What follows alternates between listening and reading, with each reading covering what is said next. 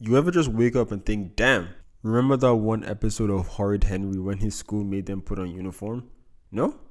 Well, I was thinking about a bunch of animated films when I was a child and I fell into the rabbit holes of that exists?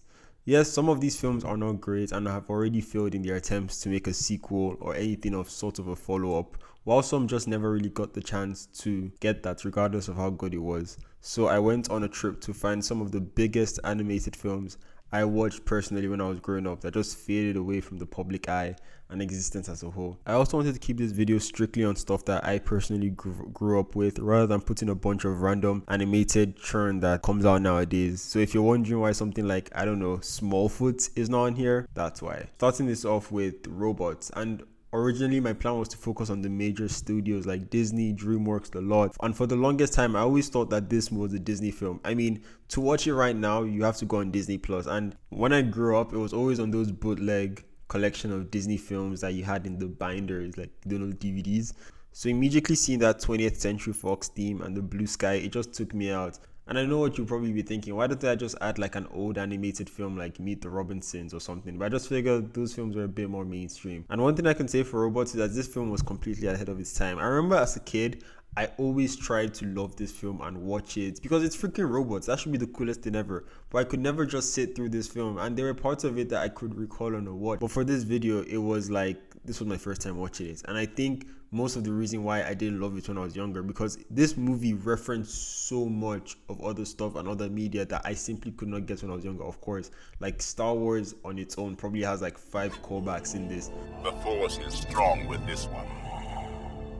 And there's also this one robot that communicates in exactly the same way Paramount wants Bumblebee to be locked in on us. And also a singing in the rain bit, which was also in another film I watched in this video. But in this film too, there's a lot of adult jokes tossed in. So many to pick from that if you want to laugh at the sheer absurdity of them, you should just watch this movie just for that. My favorites here was anything involving Aunt Fanny. Yes, that is indeed her name. She called Aunt Fanny. Couldn't call her Aunt Booty.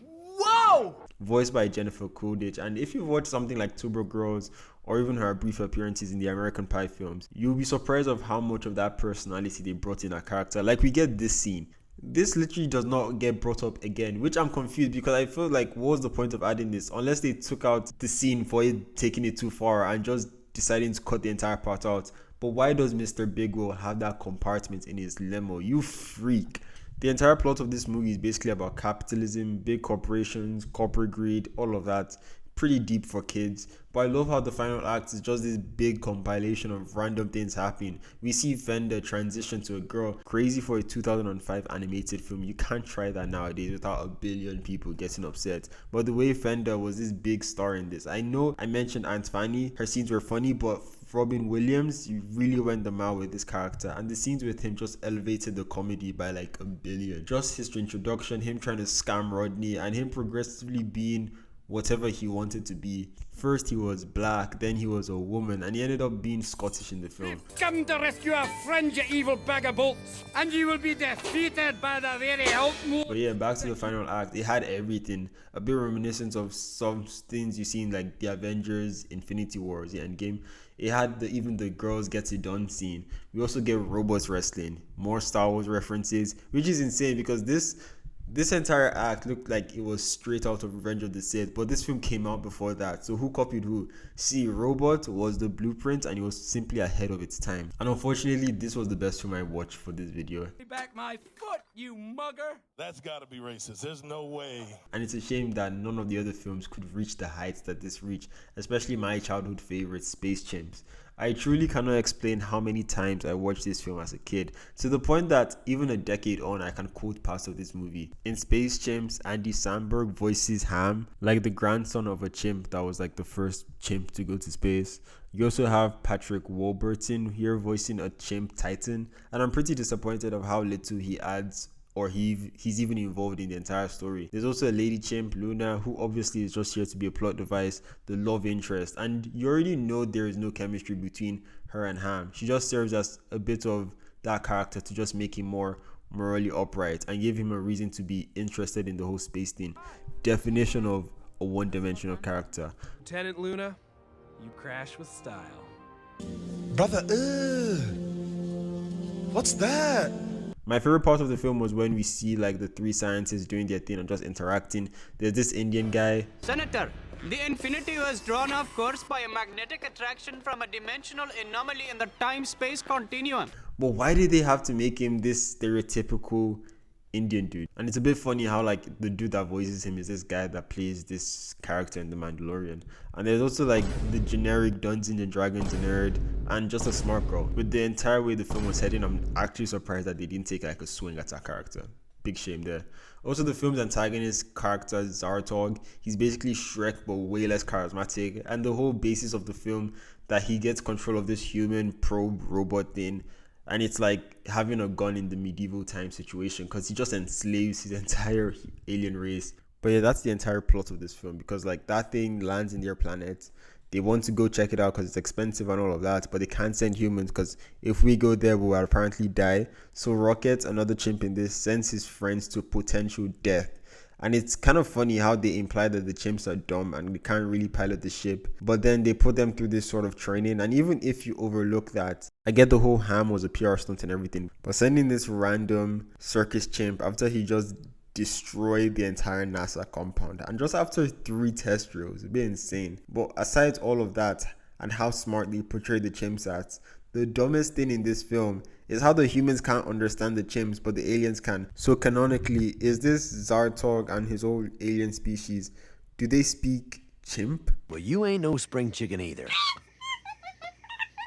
I feel like as dumb as this film is, there are still parts of the movie that I love, and obviously nostalgia is playing a huge part in it. It's holding my appreciation for it like really tight. Also, the thing about this film is that it was made in this era of animated films where they just wanted to like do everything in space. Maybe that's where the market was at the time, but like we had monsters versus aliens, alien space, and we also even had like a few Disney films like Mars Needs Moms, and even the next film I'm about to talk about, Planet 51, is under this entire space movie thing. And honestly, these two films couldn't be more similar. So keeping that space theme, I also watched Planet 51, and funny enough, this was my second time watching this and I could remember it quite well. The entire plot of this film, at least from the human side, is the exact same thing as Space Chimps. The astronaut that goes off to space, voiced by Dwayne Johnson, interesting choice there, is just another PR stunt, and the guy doesn't even know how to pilot the plane, but with certain urgency and with the power of friendship, he's able to do it in a whim under pressure. There's also this character Lem, voiced by Justin Long,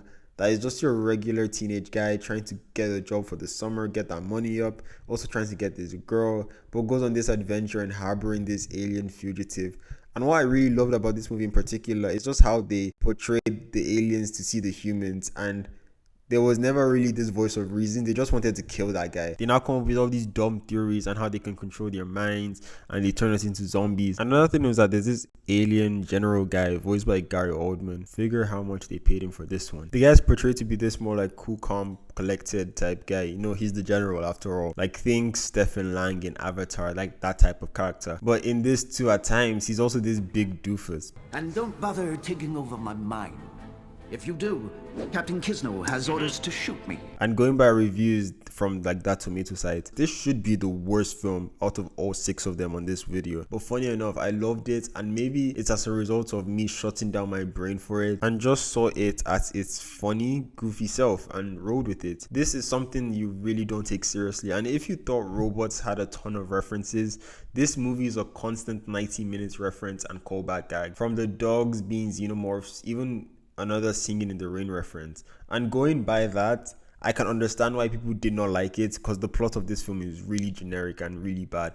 Don't get me wrong, there are also aspects within that like the film does really well. I feel like some of the jokes here are really funny, but right now I can barely tell you what happened in this movie, and I watched it like a couple weeks ago. I've never gone parking before. I'm really not that kind of a girl.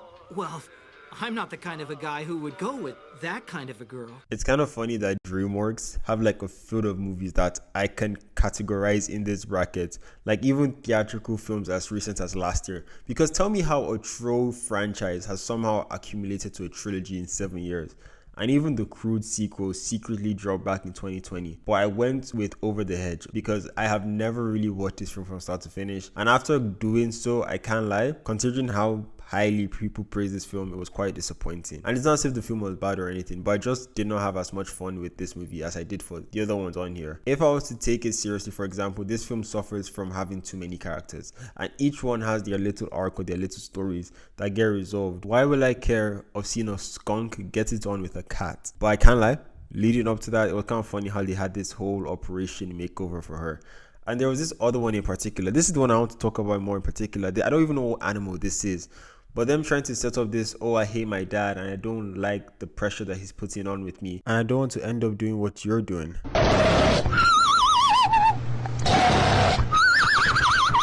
Bro, I don't care about all of that. And it's funny because the film did in fact do a better job with some of the other characters in the side, like the skunk for example, and even the porcupines. I love like they had this entire bit of them having this racing game thing, and all of a sudden they know how to drive. Even the squirrel, they're like, oh, don't take energy stuff unless you like get screwed in the head. And he takes the energy at the end of the film. Where I think this film shines for me personally is the rivalry between RJ and Vern, and it's something we see in other, like I've seen in other animated films more recently, like The Croods or even Hotel Transylvania, where there's this one guy that comes and he gives a new insight to everyone in this group. So they just leave the old dude, and the old dude just wants to backstab him for his own selfish interest in control of the group. But here it's like this double twist because RJ has been playing them the whole time. And how greedy. Like, RJ, what do you mean take what you need? Bro, what you needed was right in front of you, you greedy raccoon. Just take what you need. I found the final act of the film also being really fun. Love when films, like I just mentioned with robots, I just love when films, animated films in particular now, just throw all logic out of the way and doesn't even take itself seriously. Because tell me how we go from like a heist to this Fast and Furious car chase to this squirrel having like super speed and some sort of bomb. I can't even say this was a bomb because like it went past the stratosphere. Like, this is a weapon of mass destruction. How do you even obtain such a weapon? Mind you, this was a weapon that she got intended to kill rodents. Finally, I would just have to say that another thing I didn't really fancy about this film was the animation. Style. I think this was this weird era too, that you could get like maybe some weird creatures, some weird animals. You could get them good, but the human animation designs, I think like Shrek 2 suffered from this. It just looks awful. And another movie that didn't really benefit from this was the next film I'm going to talk about right now, which was the worst film on here for me personally, and that was The Ants Bully. If you grew up liking this film, or if you like this film right now, I apologize to the 3 fans of it, because I hated this film when I was younger and I hate it even more now. It takes itself way too seriously, and that paired with its humor that is very cringy. And even when they lay off the gas and take the more silly approach, it still doesn't hit for me. And it's even crazy when you look back to see the big names attached to this project. Like, to be honest, all these big studio animated films, they usually get like the biggest stars to voice their characters. Why is that? Why is that a thing? Here you have Nicolas Cage, Julia Roberts, Meryl Streep, Regina King, freaking Bruce Campbell. Can you slow down? Animation is so hideous to look at. For humans, again, focus on that. And even for the bugs, I know what you're trying to go with is probably like this horrific vibe, you can tell. But it's so horrific to look at for some scenes. Like, it's so irritating. It was like making my skin crawl. And I think it scared me when I was young too. Like, there's this scene that like they enter like the bowels of a frog, and it's really disgusting. And you even see the bugs in that environment. Even this decapitated. Why the hell would you show a decapitated bug? Like, who watched that? The executives, the people that made it, the animators, who watched that and was like, yeah, we're just gonna leave that in this film for kids. We could get to see that, but we couldn't get that extended scene of Aunt Fanny. Come on, who's that person making the rules for this thing? There's also like this scene where Lucas is eating this caterpillar poo thing, and it's not even funny. Like the Futurama episode, I've brought this up before, but like there's this Futurama episode that they go to, like it's a complete riff of the Willy Wonka movie, but it's not even as funny as that. And the final act was somewhat reminiscent of Over the Hedge, with the entire exterminator thing and even more physically disgusting scenes to look at. See, if you're eating something while watching this video, I'm sorry, but I can't be the only one to go through all this BS. I did like 2 things about this film. Firstly was the exterminator that I just brought up. Maybe it's because I really wanted this guy to murder all the ants, and also that kid, and also the B plot of the film with his granny. She was genuinely one of the funniest parts of this movie. But back on my rant, the whole plot of this film does not make sense. This kid has such a good life, has such a loving mother, but just doesn't have friends. It sounds like a skill issue for you, bro. and these boys bully him. So he takes all that anger out to destroy an ant colony. Fair enough, people have their stuff of dealing with things. And the ants get mad, they do their magic thing, they make him small. At that point, you think that these ants would just kill me if they had the chance to. Why the ants don't just kill him on the spot, I don't understand. This is a kid literally guilty for mass genocide on people. But they're like, oh, he has to learn the ways of an ant. What? And even when you can clearly see that these ants have mercy on you, the guy is so nonchalant about the entire situation. I don't know about you, bro, but me, if I'm in your situation, I'm double timing it on that clock. Give them what they want so they can make me big, and I'm massacring them to put an end to it. Finally, I watched Curious George, and I loved this film so much when I was younger, and it still doesn't miss a single beat for me. From the beautiful, colorful, playful, artistic style of animation that they use for it. See, I'm not really much of a sucker for 2D animation. I personally prefer like 3D stuff because it makes you look better, makes you look more modern. But the 2D animation here is just really well done. Paired with the film and music and score, the soundtrack, seeing as Hans Zimmer was also a music producer, it just makes it so valid. Don't know why when you go to Google the character, Ted pops up as the guy in the yellow suit.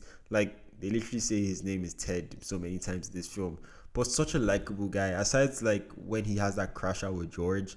Great guy for the most part. And we get a little bit of Maggie Dunlop, such a baddie. But I do appreciate how the film does not lose focus with that relationship and still leaning on the George and Ted story. But in fairness, this is something primarily made for kids, so fair enough there. But looking at that in mind, really did not have to put so much care as they did on here. Just the little adventure that George and Ted have to go through. George being quite a really good artist, like see the decor. A sweet, innocent animal. Yes, he completely ruins Ted's life. That moment that they meet, him getting evicted and everything. But he makes up with it with the little shelter he built. And I really appreciate how it wasn't just like a one-sided thing. You see him help George and you see him help Ted. Like when George is flying with the balloon, Ted goes up to help him before he doesn't die in the stratosphere or something. And also when like George brings up the idea of enlarging the idol, we'll point out, I don't get how the museum is broke. Like they say they're broke, but they had enough money to fund the expedition. They say they're broke, but they had enough money to promote the idol. And also paired with how many people actually came up to just see like a big monument of a monkey. But now I've seen it. It can't be that serious, you know. But see, watching this was such a beautiful walk through my childhood. And I'll put it up there with Paddington as some of the most wholesome, heartfelt kids film I have ever seen. I know it got a bunch of sequels, but they were like really cheap, under budget compared to this, at least sequels, because I'm guessing that this underperformed in the box office. He just made it slightly above its budget, and that's not even to account of the marketing. But hopefully nostalgia carries this to be remembered and they somehow resurrect this IP, because we need more Curious George for the kids. But yeah, thank you for watching this video. Might do an actual live action film one. It gives me an opportunity to talk about like Evolution or Special Agent Cody Banks, something like that. Anyway, have a good day. Thank you for watching. Closer, baby, you holla, let me be your coaster. Sipping you slow, you feel the motion.